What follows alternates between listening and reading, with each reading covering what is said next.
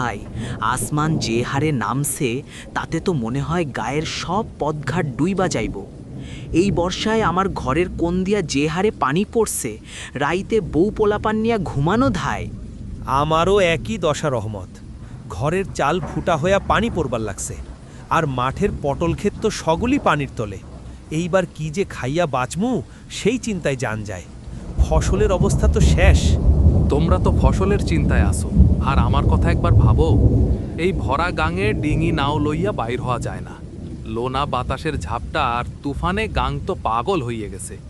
2 দিন থাইক্কা জাল নিয়ে নদীতে নামতে পারি নাই, ঘরে চাউল নাই।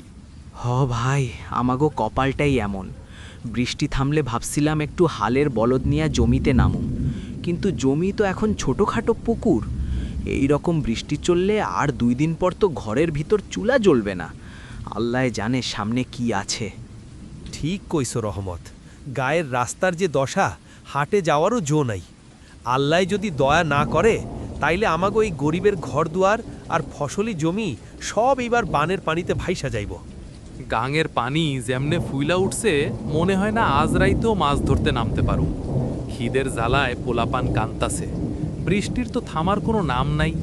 নদীতে পানির স্রোত বাইরে যাওনে নদী ভাঙন শুরু হইয়া গেছে।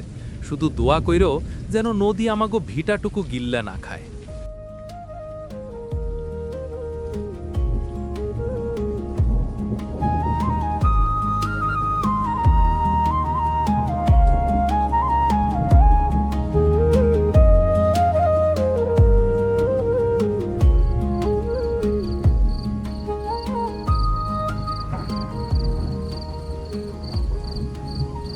বৃষ্টির তো থামার নামই নাই। এই টানা বৃষ্টিতে 3 দিন ধইরা কাজে যাইতে পারি না। জমানো টাকা যা আসিল তাও তো ফুরায় আসলো। পোলাপান দুইটার মুখের দিকে তাকাইলে কলিজাটা শুকায়া যায়। সামনে যে কি খাইয়া বাঁচমু আল্লাই জানে। ওই একই চিন্তা আমারও। ঘরে যে অল্প কয়টা চাল আছে তা দিয়া বড় জোর কালকের দিনটা চলবে। পোলাপানরা তো ছোট, ওরা তো আর অভাব বুঝে না। ক্ষুধা লাগলে কান্নাকাটি শুরু করে। এই অভাবের দিনে কে কারে সাহায্য করবে? দিনকাল যে কই গিয়া ঠেকবে সেই চিন্তায় আমার রাতে ঘুম আয় না।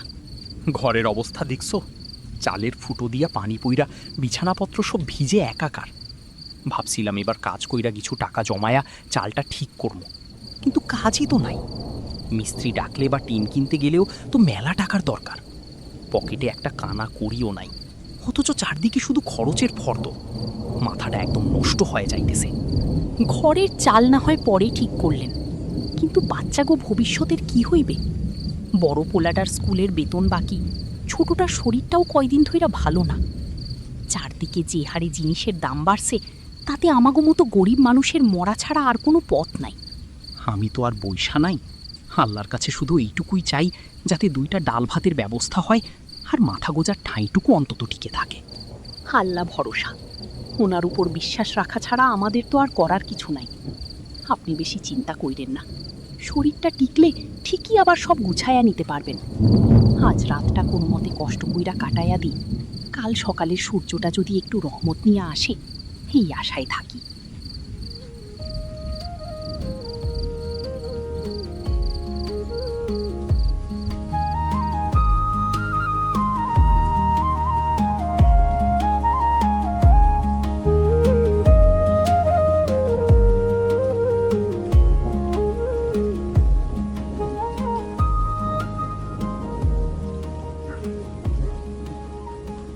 আচ্ছা রহমত, আলমের কি খবর বল দেখি।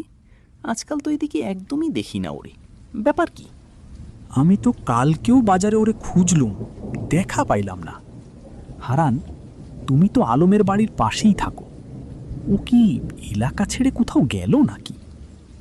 আর কোয়েন না রহমত ভাই, আলমের কথা আর জিগায়েন না। আলমের বাপটা মারা যাওনের পর থাইকা পোলাটা কেমন জানি পাল্টায়া গেছে। বৃদ্ধ মায়ের উপর যে কি অমানবিক অত্যাচার শুরু করছে তা চোখে দেখা যায় না। বলিস কি রে, আলম তো ওর মারে অনেক মাননি করত, এখন কি ঠিকমতো দেখাশোনা করে না? আরে ভাই, পেটে দানা পানি পর্যন্ত ঠিকমতো দেয় না। আসলে আলমের দোষ দিয়াও লাভ নাই, ওর বউটা হইছে একটা ডাইনি। শাশুড়িরে তো 2 চোখে দেখতেই পারে না, সারা দিন শুধু কুৎসা আর অশান্তি। কলিকাল যারে কয়। নিজের জন্মদাত্রী মায়ের এই দশা সহ্য করে কিভাবে?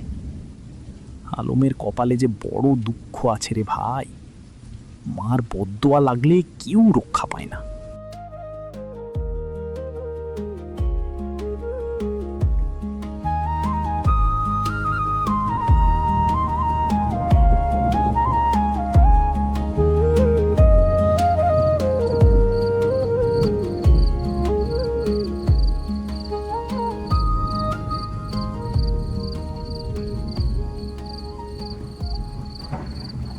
রিমির শরীর তো জ্বরে পুইরা যাইতাছে, না পায় একটা খাইয়া দিতাম। বুঝলাম আলতি, বাবা হওয়া যে কত বড় কষ্টের আর ধৈর্যের কাজ, সেটা আজ মেয়েটার এই অবস্থা দেখে হাড়াহাড়ি টের পাচ্ছি। সারাদিন মাঠে হাড় ভাঙা খাটুনি দিয়ে যখন বাড়ি ফিরি, তখন ওর এই মুখটা দেখলেই সব ক্লান্তি মুছে যায়। তুমি ঠিকই কইছো, বাবা মায়ের মন তো এমনই। নিজের সুখ বলতে তো কিছু নাই, সবটুকুই সন্তানের জন্য। এই যে রিমিটা আজ বৃষ্টিতে ভিজে জ্বর বাঁধাইল, আমার বুকটা ফেটে যাচ্ছে। ও ঘুমানোর আগে বারবার জিজ্ঞেস করছিল, মা বাবা কখন আসবে, বাবার জন্য আমটা রেখে দাও। নিজে অসুস্থ, অথচ বাবার প্রতি খেয়াল ঠিকই আছে। আমরাও তো আমাগো মা বাবার কাছে এমনই ছিলাম, তাই না? ঠিকই বলেছ, মা বাবার কথা মনে পড়লে বুকটা ভারী হইয়া আসে। বিশেষ করে আমার মায়ের কথা মনে পড়া গেল। আমার মায়ের একটা বাজে অভ্যাস হইল আমার পছন্দের খাবারটা নিজে না খেয়ে আমার জন্য রেখে দেওয়া। যদি জিজ্ঞাসা করতাম তুমি খাওনি কেন, তখন বলতেন, না রে আমার ভালো লাগছে না, তুই খেয়ে নে। মা জানতো আমি ওই খাবারটা পছন্দ করি, তাই নিজের খিদা পেটে চেপে রেখে হাসি মুখে মিথ্যা বলতেন। সব মা বোধহয় একই রকম হয়। আমিও তো দেখি, ঘরে ভালো কিছু রান্না হলে আগে রিমির জন্য তুলে রাখি, তারপর আপনার জন্য। নিজের কথা আসলে ভাবার সময় কোথায়?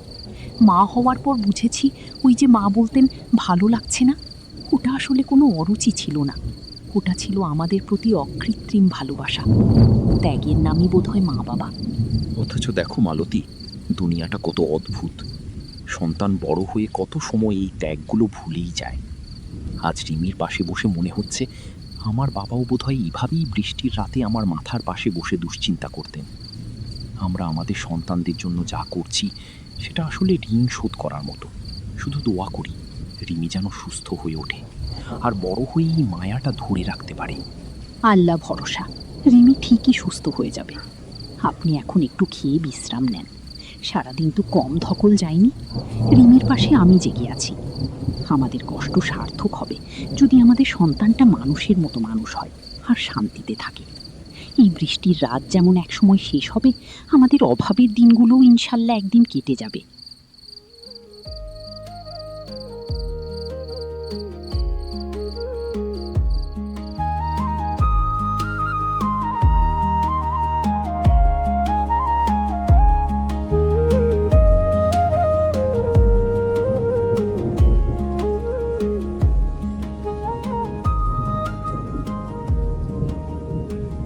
হাসগর কাকা, বৃষ্টির যা ছিরি, আজ মনে হয় মাঠের কাজ আর রইবে না। কিন্তু কাকা, আবহাওয়াটা যত ঠান্ডা, মানুষের স্বভাবগুলো কেন জানি ততটাই গরম আর তিতকুটে। এই যে এখনকার পোলাপানগো দেখেন, মুরব্বি দেখলে সালাম দেওয়া তো দূরের কথা, যেন চিনতেই পারে না। আগে মানুষ কত আন্তরিক ছিল, আর এখন সব যান্ত্রিক হয়ে গেছে। এক্কেবারে হাসা কথা রহমত। আমি তো বাজারে দোকানদারি করি, প্রতিদিন কত কিসিমের মানুষ দেখি। আগে কেউ বেড়াইতে আইলে বাড়ির সবাই মিলে আনন্দ করত, আর এখন মেহমান আইলে শুধু জিগাইব কেমন আছেন, জিজ্ঞেস কইরাই সবাই নিজের ফোনের ভেতর মাথা গুইজা দেয়। শহর তো গুল্লাই গেছেই, এখন আমাগো গ্রামেও এই মোবাইলের ভূত এমনভাবে ঢুকছে, বোঝা যাচ্ছে এদের ভবিষ্যৎ পুরাই অন্ধকার। আর বইলেন না কাকা, আমরা মাঠে হাড় ভাঙা খাটুনি খাইটটা ফসল ফলাই, ওদিকে বাড়ির বউরা ব্যস্ত থাহে মোবাইল লইয়া। রহমত ভাই, আপনি শিক্ষিত মানুষ, ফেসবুক টেসবুক চালান, আপনিই কন গ্রামের মহিলারা এখন ইমো আর ফেসবুক নিয়া যে পরিমাণ ব্যস্ত থাই, তাতে ঘর সংসার কি আর টেকে? সারাক্ষণ ফোনের দিকে তাকায় থাকে, ওদিকে বাচ্চাটা যে কখন আগুনের কাছে যায় বা পানিতে পড়ে সেই খেয়ালটুকু থায় না। একদম খাঁটি কথা কইছেন পুরান ভাই। গতবার বক্করের বাচ্চাটা যে পানিতে ডুইবা মরল স্রেফ ওর বউয়ের গাফিলতির কারণে। ফেসবুক নিয়ে মত্ত আসিল, খেয়ালই করে নাই বাচ্চা কই গেল। আর বর্তমানে ডিভোর্সের হার দেখছেন, স্বামী বেচারা সারাদিন মাঠে ঘাটে কামলা দিয়া মরে, আর বউ ওইদিকে ফোনের আড়ালে অন্য বেড়ার লোকে পিরিত জমায়। এই ইমো, টিকটক আর ফেসবুক আমাগো সমাজটারে তলে তলে শেষ কইরা দিতাছে।